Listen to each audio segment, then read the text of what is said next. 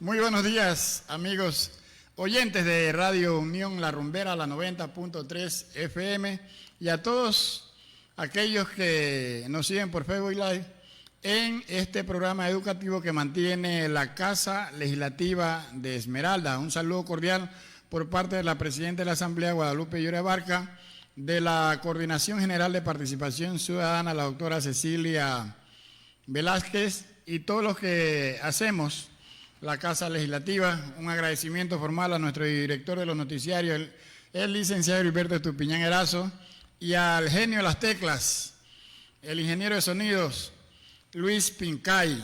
Él es el mago, él es que hace todo lo mejor posible para que nosotros estemos al aire y la radio como tal esté al aire y sea escuchada en todo el planeta. El día de hoy tenemos un programa muy importante que es el diálogo, la socialización de la Ley Orgánica de Educación Superior con el tema el cogobierno. Y para ello hemos invitado a una persona que prácticamente ha ocupado todos los espacios de elección al interior de la universidad, como es el señor José Muñoz. Ha sido presidente de la FEUE local, vicepresidente nacional, directiva reconocido por todos los estamentos que tienen que hacerlo legalmente, y fue durante 3 años el representante estudiantil al Consejo Académico Superior de la Universidad Técnica Luis Vargas Torres. Buenos días, José. Buenos días, estimado Patricio y amigos de la radio, de este prestigioso medio digital. Es un placer estar aquí compartiendo una vez más, hablar sobre temas fundamentales, ¿no?, que incluyen a lo que es la educación superior.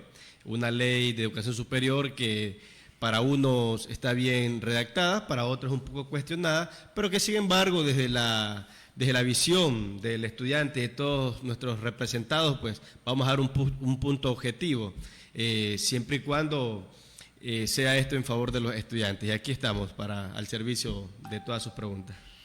Muy bien, José.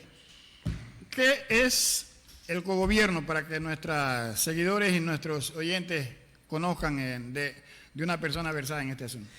Bueno, el cogobierno universitario es un organismo dentro de las universidades, es el máximo organismo rector que rige las políticas internas de decisiones.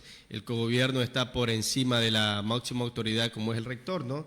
Es quienes aprueba la parte académica, administrativa, es quien toma las decisiones. El cogobierno está conformado por rector, vicerrectores, los decanos, los miembros elegidos por cada representante docente de la facultad, es decir, un docente por cada facultad, los representantes estudiantiles, según establece el porcentaje de la Ley Orgánica de Educación Superior y sus reglamentos internos de cada universidad, y los representantes de empleados y trabajadores.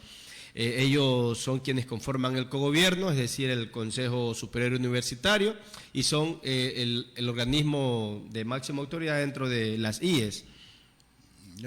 Antes de la vigencia de la actual Ley de Educación Superior, si mal no recuerdo, el cogobierno se lo hacía por la votación de todos los estudiantes.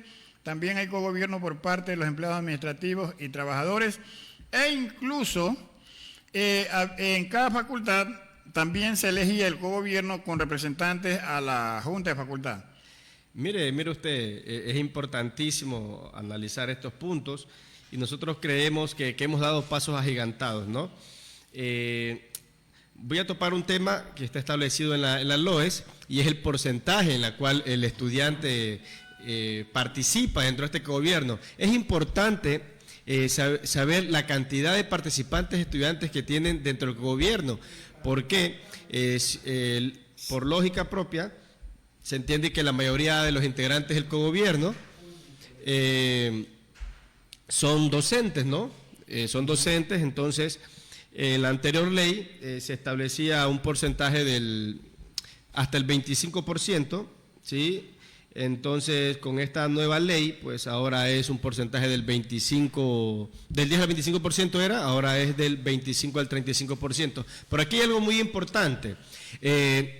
Este porcentaje del 25 al 35% de los participantes estudiantiles al cogobierno, eso ya lo deciden las universidades internas, es decir, en función de su autonomía. Se establece, le digo porque así lo hicimos nosotros, se establece la ley orgánica del Consejo Superior, se establece el 25 al 35% de participación, pero las universidades tienen que reformar sus estatutos, actualizarlos, reformarlos. Ellos te dan un tiempo límite para que tú lo hagas. Entonces la universidad decide con qué porcentaje se queda. Si se queda desde el 25 al 35, se queda con el 25, con el 30 o el 35. Nuestra universidad Luis Vargas Torres estableció un 25%. Hay que tener en cuenta que estas decisiones se toman por votación, por simple votación, ¿no? O sea, por votación máxima. Si usted tiene los votos, nosotros propusimos que se dé el 35%. Eso fue al inicio de mi periodo como representante. Sin embargo, la votación no alcanzamos la votación y se estableció en un 25%. Es decir, que de 16 miembros nosotros logramos tener 3. Nuestra intención era por lo menos tener 5 representantes estudiantiles dentro del gobierno de los 16 miembros. 5 representantes estudiantiles ya es un grupo importante que los estudiantes pueden tener como apoyo fundamental dentro del mismo organismo. O sea, prácticamente sería uno por cada facultad que tiene la UTLBT. Esa era la intención de las 5 facultades, tener uno por cada facultad. Yo creo que sería importante. El estudiante se va a sentir mejor representado con un representante por cada facultad. Ya, hay algo que quedó flotando. Usted me decía que en la ley de educación superior se habla de porcentaje de representación y en esto está docente. Quiere decir que aquí pueden ser elegir y pueden ser elegidos los docentes contratados, los accidentales. Ya, o cuáles son los docentes que pueden ser. La ley ha establecido un representante por cada facultad, docentes titulares. Los docentes titulares son quienes tienen el derecho a elegir y ser elegidos de acuerdo a unos requisitos que establece la misma ley orgánica de educación superior, tanto para docentes, trabajadores y empleados y para estudiantes.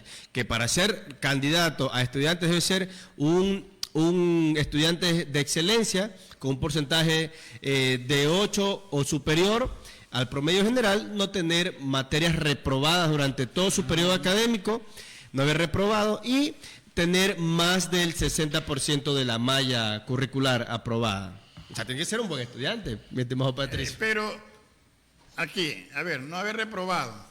Esto implica que también están prohibidos los aspirantes a ser electos representantes al cogobierno que arrastren, ¿o no? Claro, por supuesto, quienes hayan arrastrado materia, quienes tengan inconvenientes en su parte académica, quienes no tengan el 60% de su malla, es decir,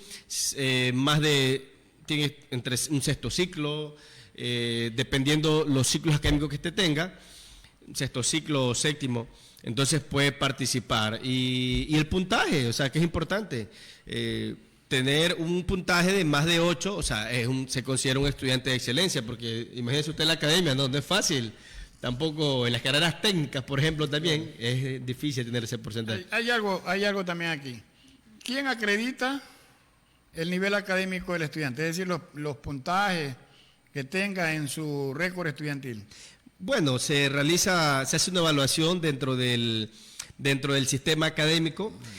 Hay un proceso de auditoría académica, se imprime el porcentual dentro del sistema, que es lo que verifica si el estudiante ha reprobado o no reprobado, se imprime una malla y eso ya le corresponde al organismo que está encargado de las elecciones de la universidad. No, ellos son quienes hacen ese proceso de evaluación.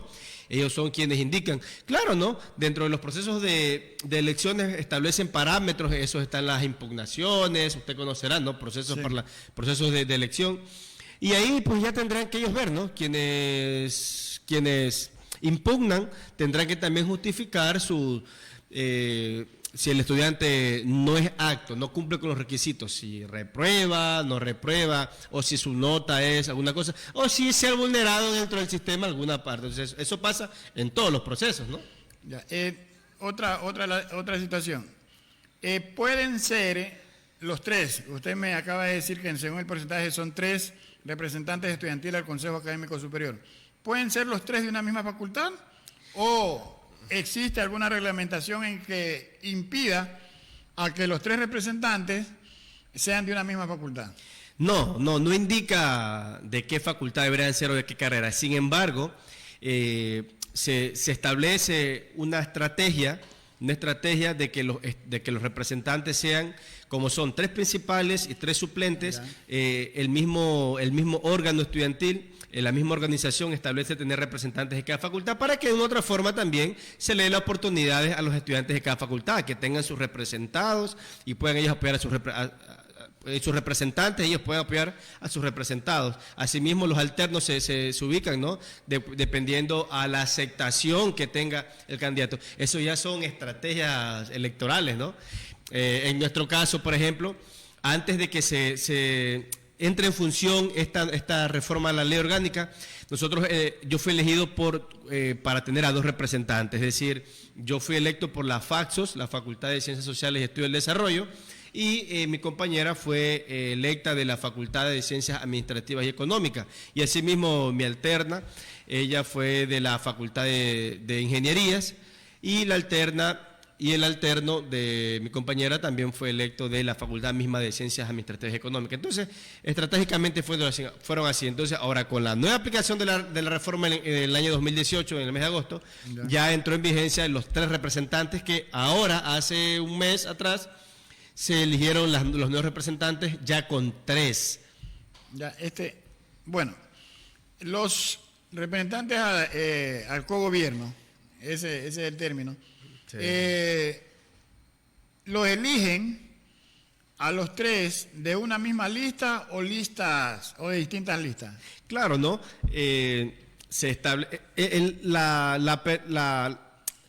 La oportunidad de participar es abierta. Se establecen parámetros para hacer estas elecciones. Los estudiantes pueden organizarse, pueden hacer varias listas, eso no hay un límite de listas. Sin embargo, se establece que los primeros grupos que se inscriben, ellos solicitan su letra de la lista, puede ser A, B, C, D, X, la que sea, y en función de llegada de inscripción se le va otorgando esta lista. Entonces no se guarda el derecho de separar un número de lista, por ejemplo, ¿no? Entonces, o en su defecto pueden entrar en alianza, ¿no? Que es lo que se considera como estrategia en los procesos electorales. Y así ha sido, ¿no? En estas elecciones hubieron 2 listas, la lista A y la lista B. En mis elecciones fueron lista A, lista B y lista C. Hubieron 3 listas. Para estas nuevas elecciones que recién terminaron, hubieron 2 listas. ¿Se puede votar entre listas? ¿O hay el voto en plancha de una sola lista? Yo quiero... por los 3 de la A, sí. Por los 3 de la B.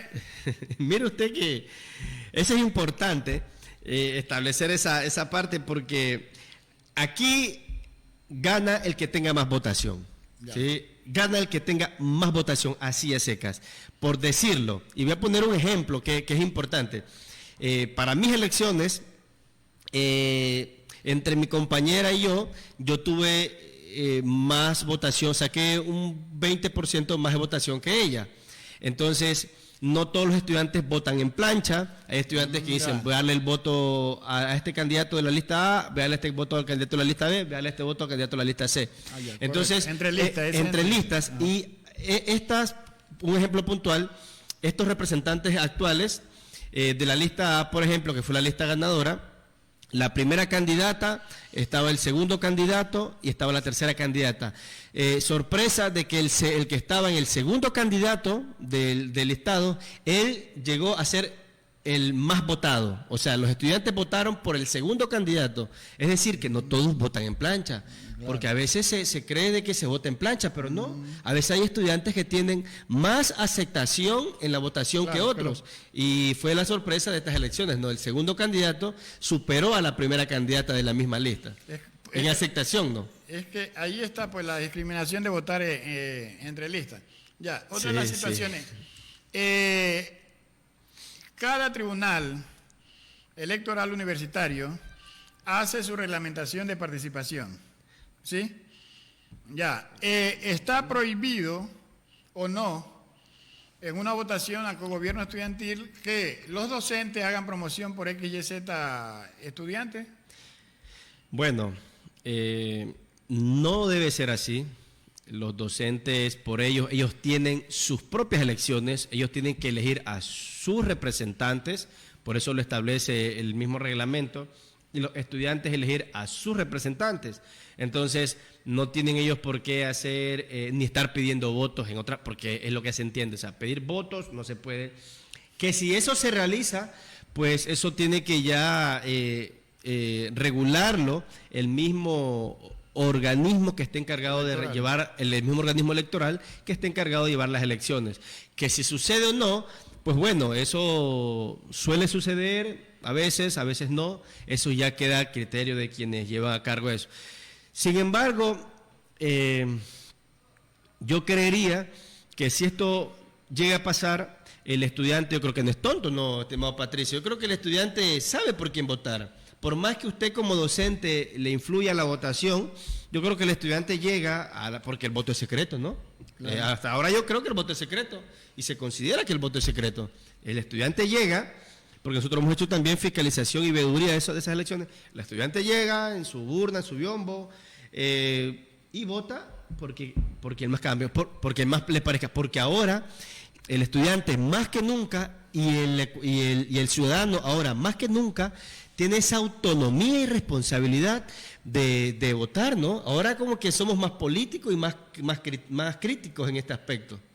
Sí, pero no es menos cierto que, a ver, cuando usted fue electo porque muchos docentes lo auparon, lo promocionaron. A lo mejor el que estaba segundo en la lista y ganó a la que estaba primero en la lista fue promocionado por docentes de algunas facultades. Esa es la situación. O sea, y se arrastra la votación. Claro. Bueno, en mi caso, yo venía haciendo un trabajo de más de 2 años como miembro primero de la FEWE, luego liderar la FEWE, luego estar en la FEWE Nacional. Eso me permitió a mí estar en contacto día a día con los estudiantes a través de las aulas, actividades, diferentes eventos académicos y políticos al interno de la universidad. Entonces eso y tener el contacto diario, ¿no? Eso me permitió a mí ser más visible o ser en su momento el estudiante más visible y popular, podría decirlo así, reconocido en la universidad, y por eso pues pude también ganar. Por otra parte también tener la aceptación y la consideración, el cariño de quienes son parte de la universidad, ¿no? Eso también a uno lo motiva, lo fortalece también para también poder tener ese triunfo, ¿no? Y yo creo que eso pasa en todas las elecciones, ¿no? Ya se establecen las estrategias políticas electorales, pues eso ya son responsables quienes están en su momento, pues al frente o a cargo, ¿no? Mi pregunta iba en el sentido de que el alto nivel del pensamiento político y de discusión política se da en la academia. Correcto. ¿Ya? Y en la academia, por eso es la libertad de cátedra. Entonces, para usted, como ex delegado del Consejo Académico Superior, ¿cree que es ético que un docente se meta de frente a apoyar a un estudiante, a un trabajador para que sea electo por la comunidad? No, para nada. O sea, no es ético. Yo decía de que por eso ellos tienen sus representantes. Ellos no deben involucrarse en estos aspectos. Ellos deben respetar la voluntad del estudiante. Ellos deben respetar la voluntad de los trabajadores. Porque seamos sinceros. A ver, de nada vale que el estudiante no elija a su representante. Entonces va a ser un representante que va a estar a voluntad de quienes hicieron promoción por ellos, pues sean los docentes o autoridades o trabajadores, etcétera. Entonces, si el representante fue electo por la voluntad de los estudiantes, pues el estudiante se va a sentir con esa representación, se va a sentir más a gusto, más contento de que quien se haya elegido por mayoría es quien uno le dio la oportunidad. Entonces, no es nada ético de que ellos se involucren en estas elecciones. Que si sucede, bueno, he escuchado que suele suceder, pero estas prácticas ya no deben ser así. Si es que ha sucedido, no deben ser así. No deben ser así. Yo creo que esto incluye a todas las universidades, ¿no? En las universidades públicas, particulares y politécnicas. ¿O no es así, mi estimado Patricio? Sí, pero las prácticas ya no deben ser así. Todos los docentes tienen su corazón político extrauniversitaria que lo trasladan adentro de la universidad, ¿no? Entonces, yo en su momento, cuando estudié en la Universidad de Guayaquil, se elegía, estaba el CONESUB, después el CONUEP, se elegían por votación democrática popular a los decanos y subdecanos. Y cuando se elegía a los decanos y subdecanos, se elegía el consejo directivo de dichas facultades. Y se elegían allí los representantes a la Junta de Facultad. Mire usted, importantísimo lo que usted menciona. Y quiero ser objetivo en esta respuesta. ¿Por qué? Usted lo acaba de decir, antes se elegían a los decanos, es decir, los miembros del cogobierno universitario, los representantes de las unidades académicas entre las universidades. ¿Por qué es importante esto que usted acaba de mencionar en su pregunta? Porque en esta nueva ley, en la ley de educación superior, se establece de que las universidades deben tener, o sea, se favorece a la autonomía, ¿sí? De que ellos deben manejar su administración, ¿sí? En función de los beneficios de la universidad. Esto establece de que los decanos son puestos, o sea, son por decisión de la máxima autoridad. La máxima autoridad. O sea, puestos a dedos. Bueno, esa sería pues la interpretación, pero nosotros presentamos una propuesta a la ley orgánica, a la reforma de la que se aprobó en el 2018, y créame usted, nuestra propuesta iba en función de que los decanos sean elegidos.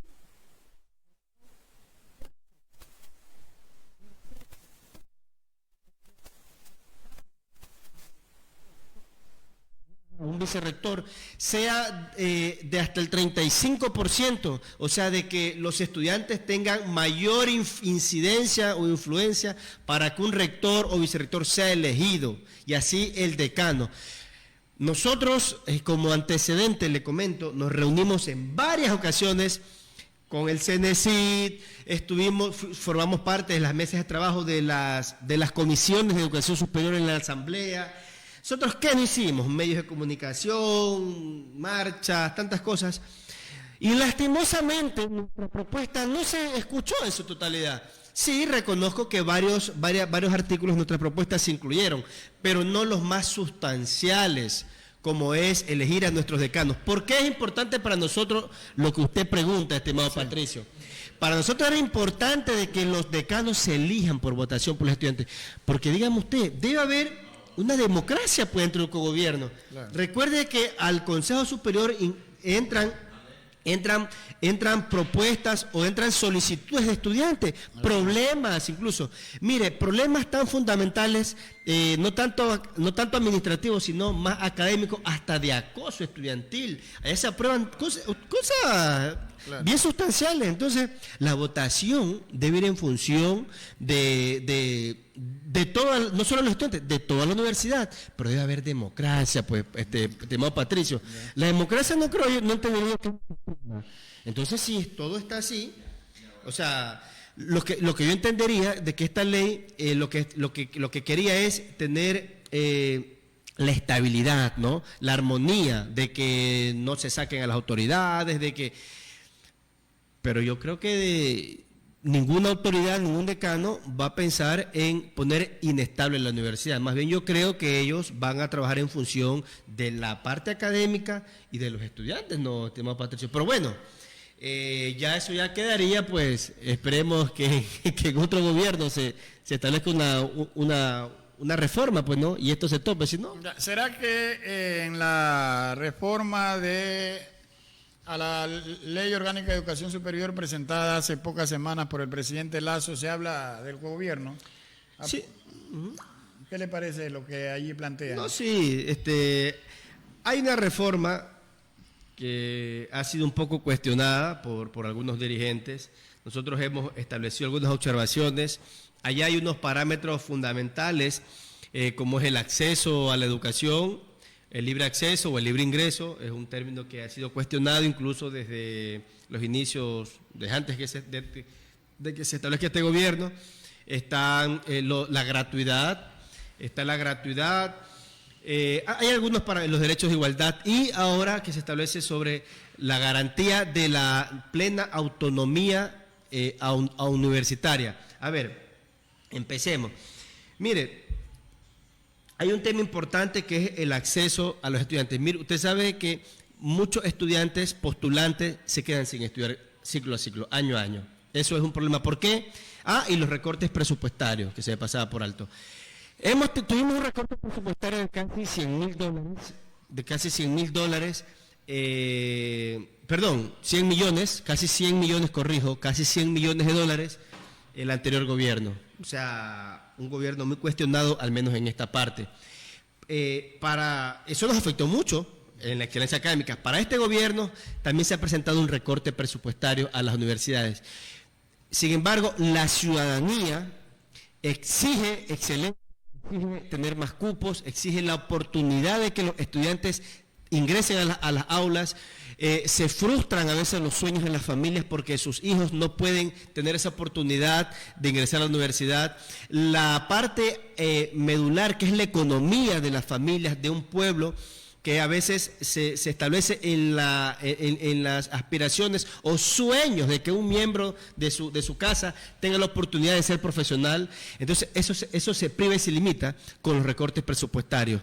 No tenemos estudiantes, no tenemos aulas, no contratamos docentes por este tema. Ahora se hizo un atentado un poco al sistema de educación superior y esto fue para las universidades particulares, en que se les privó de $12 millones para el sistema de becas. Entonces, estas universidades que eran autofinanciadas. Entonces, ¿qué es lo que se indica? De que las universidades, dentro de su presupuesto, sigan estableciendo, porque claro, se garantiza de que existan las becas, estamos claros. Ellos exigen de que existan las becas, que debe hacerlo, pero se privan de 12 millones de presupuesto que iba para eso. Entonces, claro que se favorece a las becas, pero se priva el recurso. Este presupuesto está establecido para otras cosas. Entonces, sí pasa ahora dentro de las universidades, también se priva el recurso. Dentro de la ley establece de que el 10% tiene que ser deben ser becados los estudiantes. ¿Pero de dónde sale? Del mismo presupuesto que no alcanza, porque más del 80% se va para gasto público, gasto corriente. Entonces, dígame usted, por lo poco que queda es para becas, investigación, temas de vinculación, etcétera, y programas académicos, temas de laboratorios, investigación científica. Entonces, yo creo que el gobierno debe hacer un esfuerzo. O sea, es una crítica positiva que se hace de que el gobierno debe invertir más en educación superior, y me refiero al presupuesto. Hay que analizar las otras arcas del Estado, de donde podemos nosotros apretar un poco, ver los espacios que están un poco inflados en cuanto a sus miembros, incluso de los mismos servidores públicos. Entonces, aportar, o sea, yo creo que la base fundamental de un Estado, de un gobierno, es educación, salud, trabajo, ¿no? Ya, aquí un amigo oyente nos escribe haciéndole una pregunta. Usted, cuando fue delegado al Consejo Superior, que ganó las elecciones, y en el mismo momento fue presidente de la FEWE, entonces tenía doble voto. Ya, no, primero fue lo de la FEWE, luego fue lo del Consejo Superior. A mí la ley, ni los requisitos, a mí me prohíbe ser miembro de los dos organismos, ¿no? Tenemos el caso del vicepresidente de la FEWE de la Central, él fue también vicepresidente, fue también representante del Consejo. Tenemos los casos en las universidades de Manaví, en otras universidades. Así se puede. Yo primero estuve en el tema de la FEWE, luego en el tema del cogobierno. Entonces, claro, ¿no? A la misma vez era una responsabilidad muy grande, créanme que es tener sobre los hombros la responsabilidad de más de 10.000 estudiantes. Créanme que no es fácil, ¿no? ¿Pero tuvo o no tuvo doble voto? Doble voto, doble cargo tuve. Doble cargo. Doble cargo. Pero La ya, primero, es decir, doble representación. doble representación tuve en la universidad. Dentro del Consejo de la universidad, Académico. de la universidad, porque la FEWE no es miembro del gobierno. Ya no es. La FEWE no, al menos en la universidad nuestra no es parte. La FEWE no se la invita, a la FEWE no es ni voz ni voto dentro de la universidad, que es... No, o sea, la FEWE no es ni voz ni voto dentro del gobierno. La FEWE es un organismo educativo de más de 70 años, o sea, aquí en nuestro Ecuador, en nuestro país. Sí, claro, en otras universidades. Ojo, Claro, esto lo voy a mencionar y es importante, Patricio, porque en otras universidades, como la Central, voy a tomar de ejemplo, menciono esa universidad porque considero que es la universidad más importante aquí en el país. La Universidad Pública de la Central. Bueno, por su... Bueno, yo creo que es la más importante. No, la Universidad Central de Guayaquil es la más grande. Pero yo creería que, al menos en la parte política estudiantil, es la más importante la Universidad Central. Y claro, luego de eso viene la Universidad de Guayaquil, sin desmerecer los méritos que esta tiene, pero creo que la Central, por los años de trayectoria, porque ahí nace la FEWE, dentro de la Central nace la FEWE Nacional, porque fue la universidad que encabezaron estas luchas a inicio de... Entonces, es una universidad histórica muy importante. La Universidad de Guayaquil también lo es. La Universidad de Guayaquil es la más grande, pero en esta parte creo que la Universidad Central tiene mucho énfasis. Ahora, lo que le decía, ellos... son partes del cogobierno, ellos son parte del consejo con voz, no con voto, sino con voz. Nuestra universidad también de invitar a la FEWE, las otras universidades también deberán hacer, bueno, es un llamado pues, a las próximas autoridades o a las autoridades actuales de que se consideren, se tomen en cuenta. Yo nunca fui convocado como FEWE, siempre como gobierno. De todas maneras, si se invita a la FEWE, si no puede el presidente, es al menos un delegado, ¿no? Claro. Pero al menos en mi caso no sucedió así. Esperemos que en los próximos gobiernos y cogobiernos pues se establezca, ¿no? Así que doble votación no mencionaba la Universidad de Guayaquil por el hecho que fue la cuna de las acciones democráticas libertarias para el libre ingreso a la universidad, con lo que se dio el 29 de mayo de 1969. Fue en la casona universitaria, ¿no?, de la calle Chile, en Guayaquil, donde los carabineros ingresaron por orden, en ese tiempo era vicepresidente este señor Jorge Zavala, el Ronco, ¿no?, bien conocido como el Ronco, y allí murieron muchísimos estudiantes. No solamente estudiantes secundarios, porque también allí había nacido la FESE, ¿no? Y eso se dio en Guayaquil, no se dio en Quito, pero en todo caso... La FESE una y la FEWE otra. Sí, no, pero es que en el momento habían estudiantes de la FESE secundarios... A los secundarios. Así. Ya propugnando, reclamando y se habían tomado la casona universitaria a fin de que se decida la libertad de ingreso, el libre ingreso. Esto emulando lo que sucedió en Córdoba, en Argentina. Ah, sí, en Córdoba. ¿Usted dónde estudió, estimado Patricio? Yo estudié en la Universidad de Guayaquil, por eso yo... Por eso defiende. Y está muy bien, pero yo le digo, yo quiero esa universidad, la quiero mucho porque tengo muchos amigos en esa universidad, representantes, presidentes de la FEWE. siempre hemos estado ahí, la queremos mucho. Yo indicaba esto por el tema de la FEWE, ¿no? No en la parte académica. En la parte académica todas las universidades tienen su importancia y relevancia. La Universidad de Guayaquil ha dado muchos presidentes relevantes, y creo que uno de los más relevantes del país, como el caso de, acá me acuerdo, de Jaime Roldós Aguilera, pues quien fue presidente de la FEWE, y de ahí, de la Escuela de Derecho, y presidente representante al Consejo Universitario. Sí, o sea, un hombre que para la democracia del país muy importante en esto, relevante. De ahí también hemos tenido, en nuestra provincia Esmeralda, hemos tenido también representantes que han estudiado en esa universidad, que se han formado políticamente ahí y han venido a representar a nuestra provincia y han ocupado muchos cargos. Entonces, y ahí tenemos varios amigos, varios representantes, ¿no? Entonces sí, un abrazo fraterno para la Universidad de Guayaquil.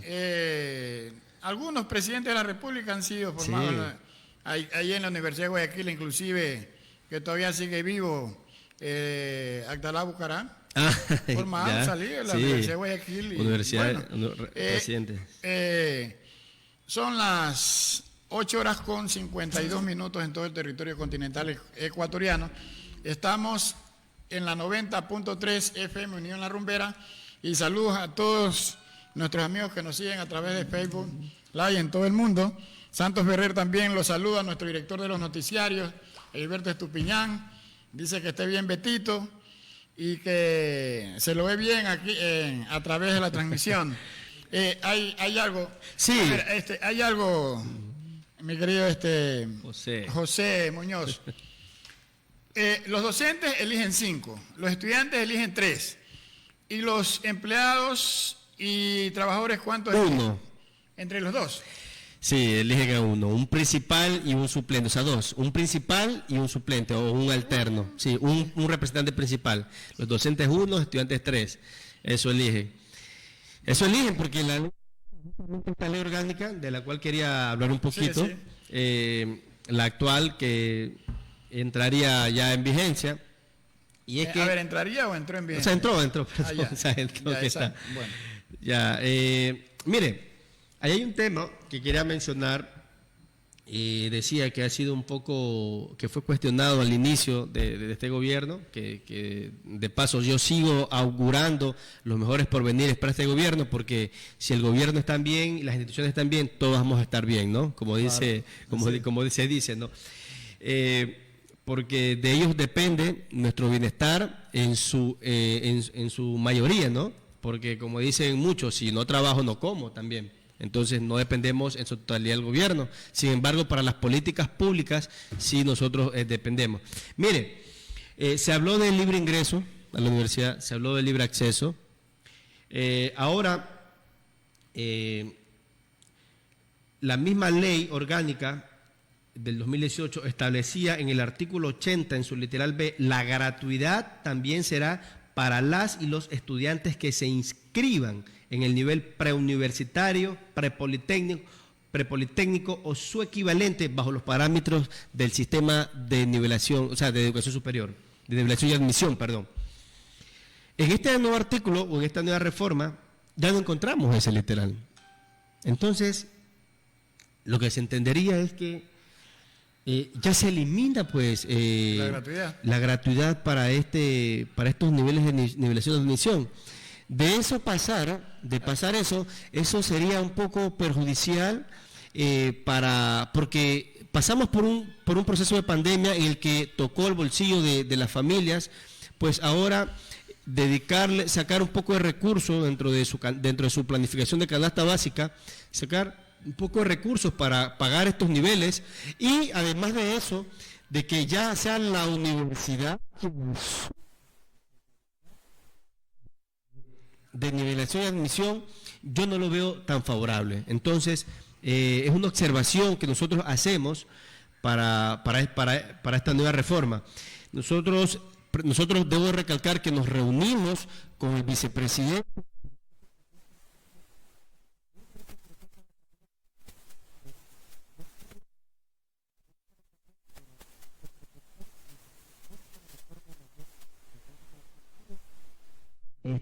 se le hizo nosotros nos hemos reunido, hemos estado en diferentes reuniones, nosotros seguimos asistiendo a la Asamblea con el fin de que se sigan topando temas dentro del legislativo que favorezcan por la educación superior.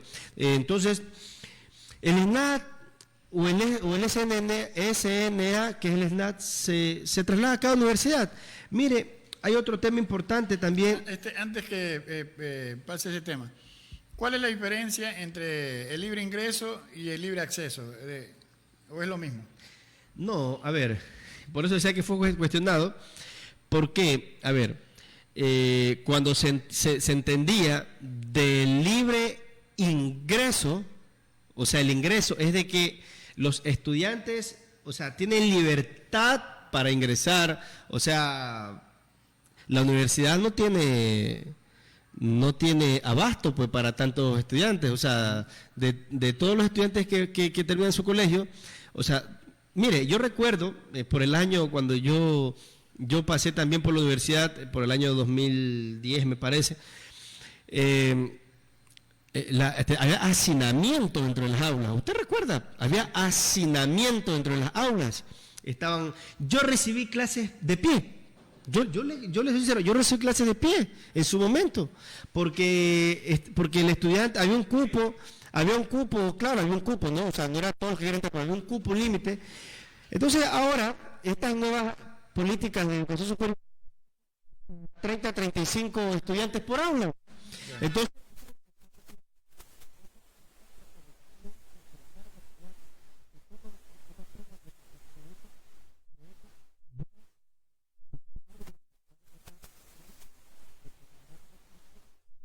¿sabe? También, pues. Y esto sirve.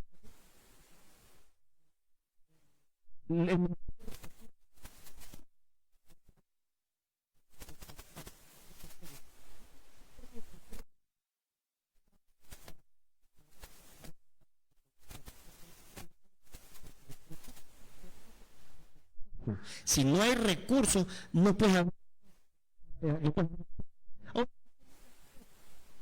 Ahora pues entiendo que las autoridades encargadas de estos entes rectores indican de que todos tienen las oportunidades y el libre acceso de ingresar pues a las universidades. Entonces ahí hubo una confusión o hubo, no quiero decir el término, pero hubo algo, ¿no? Que un poco confundió a los estudiantes en ese libre acceso y libre ingreso. Ya, entonces, eso también se entiende de que este gobierno recibió, que es una observación, una crítica objetiva, yo creería, ¿no? Favoreció en la votación joven.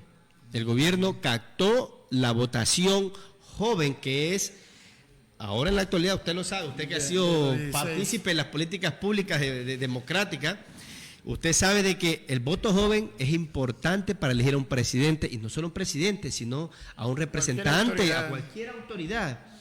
Y el gobierno recibió mucha votación joven, creo que la mayoría. Y también fue por esta propuesta de libre acceso, libre ingreso. Los estudiantes dijeron, bueno, por fin yo puedo entrar a la universidad, por fin, porque también se propuso la eliminación del CENESID. Sí, claro. Ahora no se eliminó este organismo, se cambió el nombre, bueno, se mantiene, pero yo creo que va a cambiar, y se cambió ya no el nombre, ya no es SNAT, ahora es el examen transformar y eso.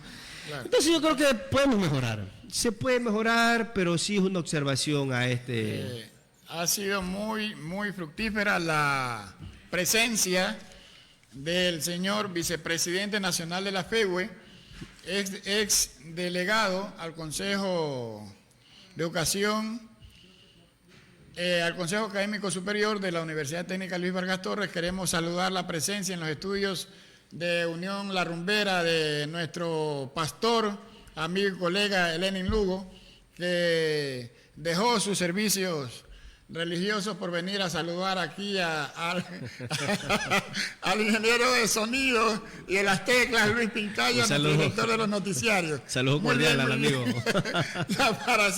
Un saludo cordial al amigo.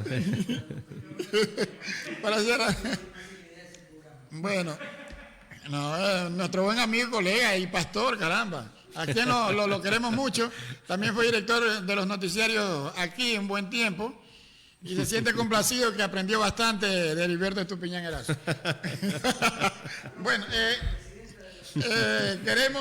queremos para culminar, mi estimado José Muñoz, en pocas palabras, ¿cuáles fueron sus principales logros alcanzados en su calidad de miembro del cogobierno de nuestra alma mater esmeraldeña, la única universidad pública que tiene nuestra provincia y que debemos sentirnos orgullosos? En algún momento fuimos también parte de la docencia, pero por estos desequilibrios económicos tuvimos que salir, pero igual la llevamos en el corazón, en el alma, como nuestra, como también llevamos a la Universidad de Guayaquil, que nos formó. Entonces, sus últimas palabras y también de despedida.